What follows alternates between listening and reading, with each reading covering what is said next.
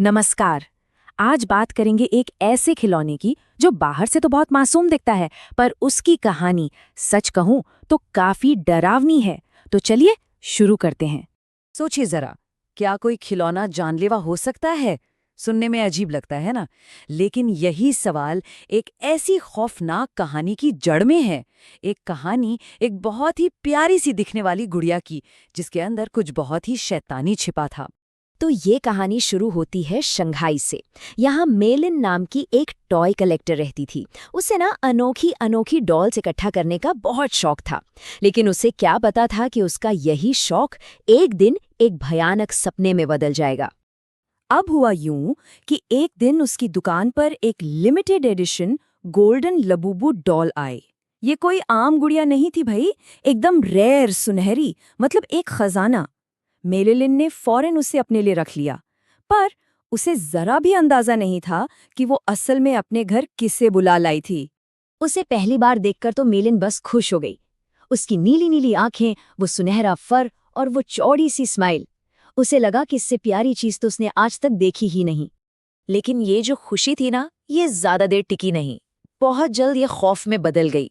मतलब जैसे ही वो डॉल घर आई, लगभग तुरंत ही अजीब अजीब और परेशान करने वाली चीजें होने लगीं। ये बस एक इशारा था कि आगे कुछ बहुत ही गलत होने वाला है। सबसे पहली अजीब बात हुई उसके कुत्ते बाओ के साथ। बाओ को ना मेलिन की बाकी सब डॉल से खेलना बहुत पसंद था, पर इस नई डॉल से उसे जैसे नफरत हो गई थी। वो उसके साथ खेलता नहीं था, बल्कि उस पर लगातार भौंकता और गुर्राता रहता था। ऐसा लग रहा था मानो वो किसी ऐसे खतरे को देख पा रहा हो जो किसी और को नहीं दिख रहा। तो सवाल ये है कि बाओ को ऐसा क्या दिख रहा था जो मेलिन नहीं देख पा रही थी। ये पहला रेड फ्लैग था। एक जानवर का इंस्टिंक्ट जो किसी अनदेखे अदृश्य खतरे की तरफ इशारा कर रहा था। और फिर तो बस कुछ ही दिनों में मेलिन की पूरी दुनिया ही उलट-पुलट हो गई।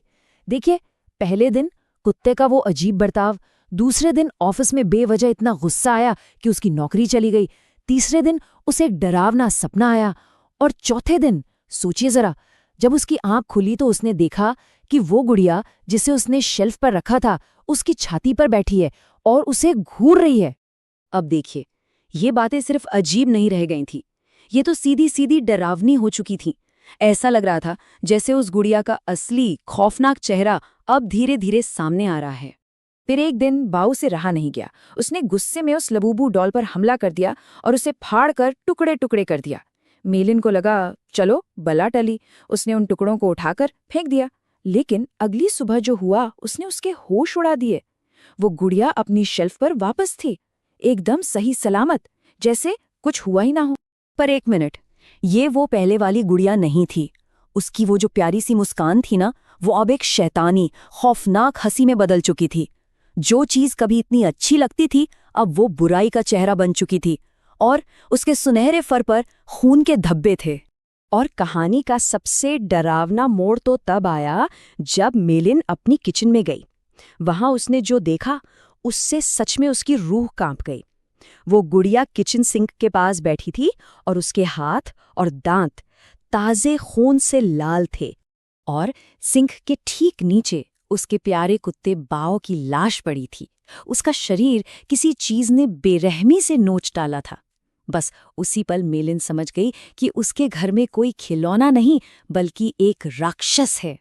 अपने प्यारे कुत्ते को इस तरह खोने के बाद मेलिन अब चुप नहीं बैठ सकती थी।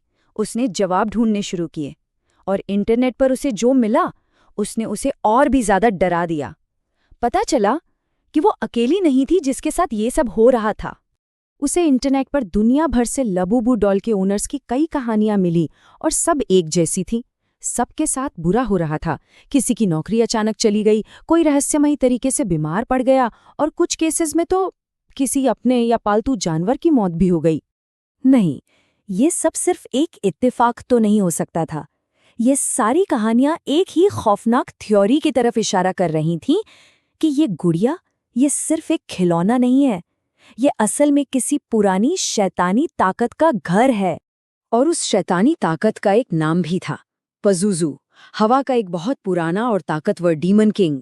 माना जाता है कि यही वो शक्ति है जो इन डॉल्स के अंदर बस जाती है और एक बच्चे के प्यारे से खिलौने को तबाही के हथियार में बदल देती है।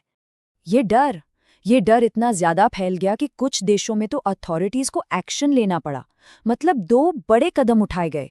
पहला, इन खिलौनों पर पूरे देश में बैन लगा दिया गया, और दूसरा, पादरियों को बुलाया गया ताकि वो इन बुरी आत्माओं को भगा सकें। लेकिन सवाल ये था कि क्या इस श्राप से बचना मुमकिन था? जहां तक मेलिन की बात है, तो उसकी कहानी का अंत बहुत ही दुखद और बेहद खौफनाक था। पूरी तरह से हताश होकर मेलिन ने उस गुड़िया को जला दिया। उसे लगा शायद आग इस शैतान को हमेशा के लिए खत्म कर देगी, पर ऐसा नहीं हुआ। अगली सुबह मेलिन अपने ही घर में मृत पाई गई। और कहानी में एक आखिरी दिल दहला देने वाला ट्विस्ट था। उसकी लाश की ठीक बगल में वही लबुबू डॉल पड़ी थी, एकदम सही सलामत, जैसे आग उसे छू भी ना पाई हो।